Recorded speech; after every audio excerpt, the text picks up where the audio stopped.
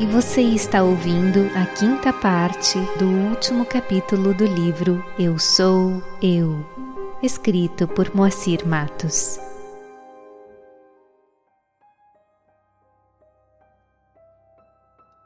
A essência dos ensinamentos de Ramana Maharshi para a descoberta da verdade, a nossa real natureza, consiste do vichara, autoindagação ou investigação direta interior por meio dos questionamentos: quem sou eu? O que sou eu? E de onde surge o pensamento eu? A expressão autorrealização, nos diz Ramana Maharshi, é apenas uma forma para a remoção da ignorância.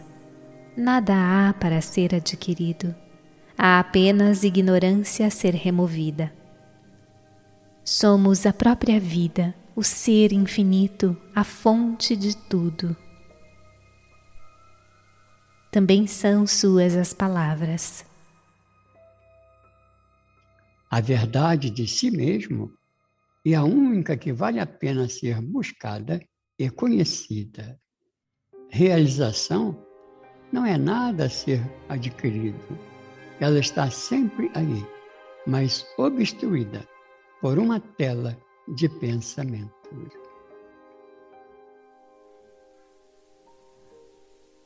E de um poema em Telugu, citamos Sai Baba. Vocês não são o corpo, um aglomerado de carne, sangue e ossos. Também não são os desejos ocultos e nem a mente perceptível. Vocês também não são a ilusão apaixonante que impede a sua liberação. Mas, se apenas reconhecessem seu poder inato, veriam que são o Atman eterno. E agora seguem palavras de Jesus. Pois eu vos digo que está aqui quem é maior do que o templo. Mateus 12, 6. Quem vê a mim, vê o Pai. João 12, 45. Para nossa reflexão dentro de nossa ainda limitada capacidade de entendimento, vejamos as seguintes palavras de Jesus, segundo consta dos Evangelhos em João 14, versículo 6. Eu sou o caminho, a verdade e a vida. Ninguém irá ao Pai, senão por mim. Tal declaração nos leva a uma profunda reflexão sobre sua compreensão.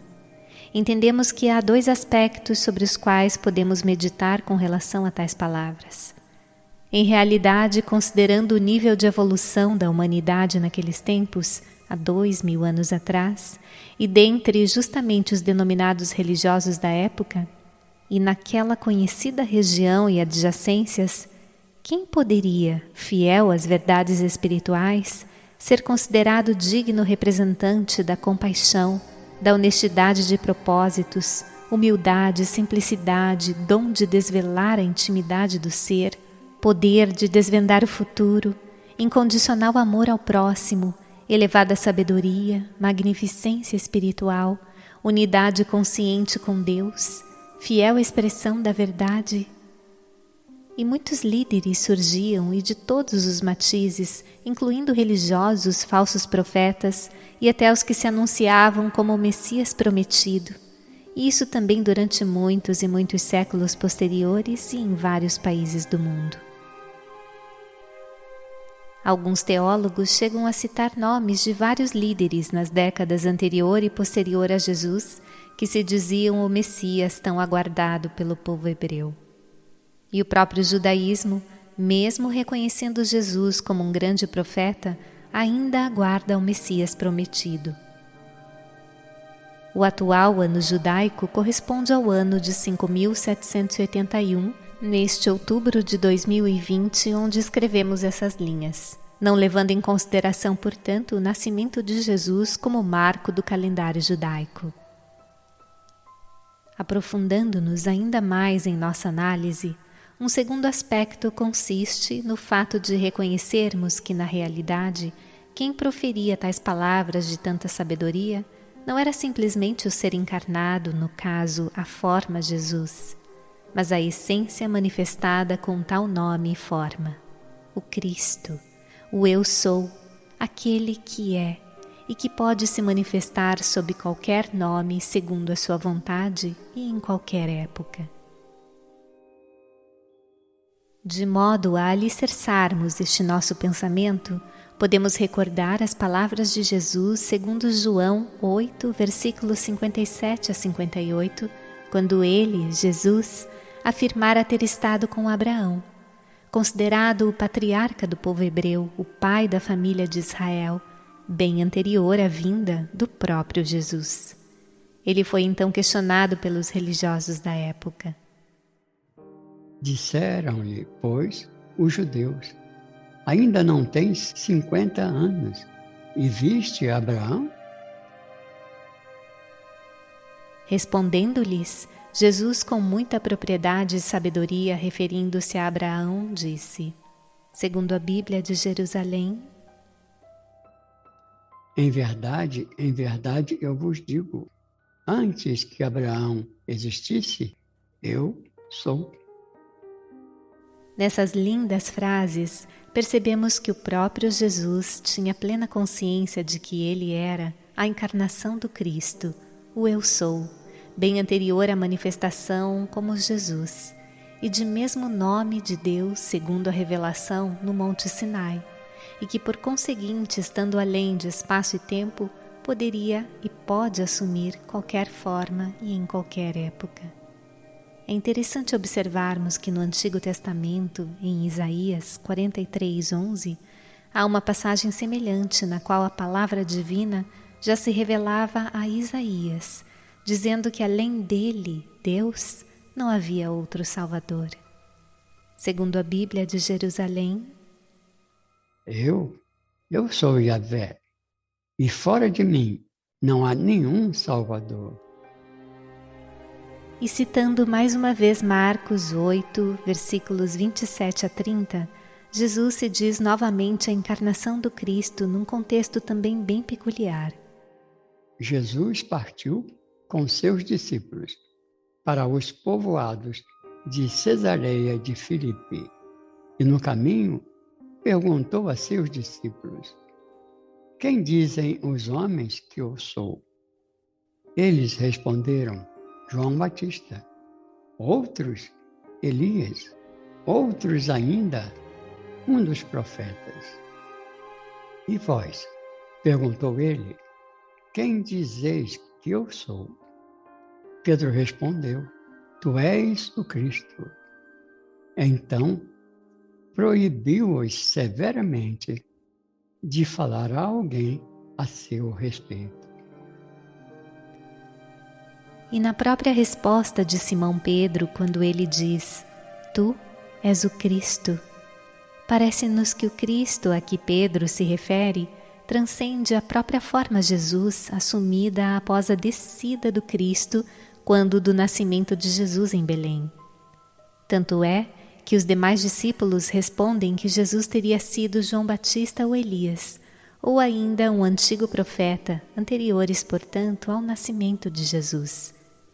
Assim, segundo entendemos, o Cristo a que se referem tais palavras, tanto em João 8, versículo 58, quanto em Marcos 8, versículo 29, é pré-existente à época de nascimento do próprio Jesus.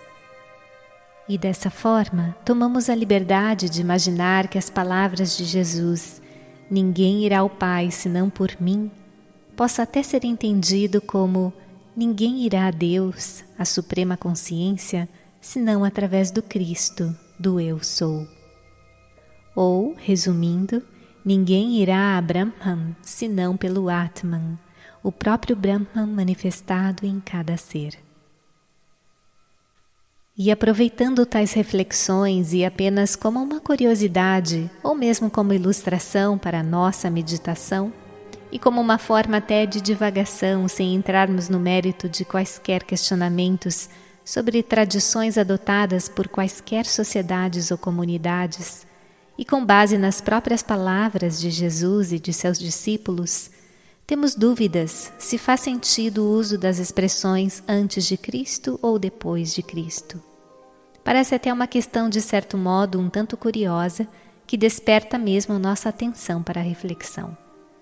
Se o Cristo existe ou é, além da dimensão tempo, como Jesus afirma, antes que Abraão existisse, eu sou, ou seja, pré-existente ao nascimento do próprio Jesus, parece não fazer sentido dizer-se antes de Cristo, tendo-se como referência a data convencionada em que Jesus nasceu. Não deveria ser antes de Jesus ou depois de Jesus? Ratificando esse nosso pensamento em João 1, versículo 29 a 30, quando João Batista vê a aproximação de Jesus, temos, segundo a Bíblia de Jerusalém. No dia seguinte, ele vê Jesus aproximar-se dele e diz: Eis o Cordeiro de Deus, que tira o pecado do mundo. Dele é que eu disse: depois de mim vem um homem que passou adiante de mim, porque existia antes de mim. Nessa passagem, João Batista afirma que o Cordeiro de Deus, aquele que se apresentava como Jesus, já existia antes dele próprio, de João Batista, quando, contudo, a tradição diz que João Batista era mais velho do que Jesus. Assim, João Batista se referia, segundo entendemos, ao ser, ao self, ao Cristo, à essência, ao eu sou que assumiu a forma Jesus. Pode-se argumentar que esse conceito de Cristo cósmico ou do Cristo que transcende a encarnação, que recebeu o nome Jesus, é coisa dos tempos modernos, da chamada Nova Era. Contudo, são palavras do próprio Jesus, quando ele diz que já existia muito antes de seu nascimento com o nome Jesus. Assim, parece-nos estranhas as expressões antes de Cristo e depois de Cristo, em vez de antes de Jesus e depois de Jesus. E retornando ao tema Ninguém irá ao Pai senão por mim, o próprio Krishna já se declarava há mais de 5.100 anos atrás a encarnação divina consciente em sua era, e podendo assumir qualquer nome e qualquer forma em qualquer ocasião. Seguem algumas passagens da Bhagavad Gita na tradução segundo Paramahansa Yogananda. Livres da paixão, do medo e da ira, absortos em mim, confiados em mim e purificados pelo ascetismo do conhecimento, muitos chegaram a unir-se a mim. Do modo pelo qual os homens se dirigem a mim, assim eu me dirijo a eles. De todos os modos, o caminho que os homens seguem é o meu. Quem me enxerga como o uno e o único em todas as coisas e vê todas as coisas em mim, a suprema realidade, este vive firme em mim e eu vivo firme nele, sejam quais forem as condições da sua vida externa. Eu sou a imanente realidade em todos os seres. Quem me cultua como o uno e o absoluto em tudo, permanece em mim, independentemente das vicissitudes da sua vida aqui na Terra.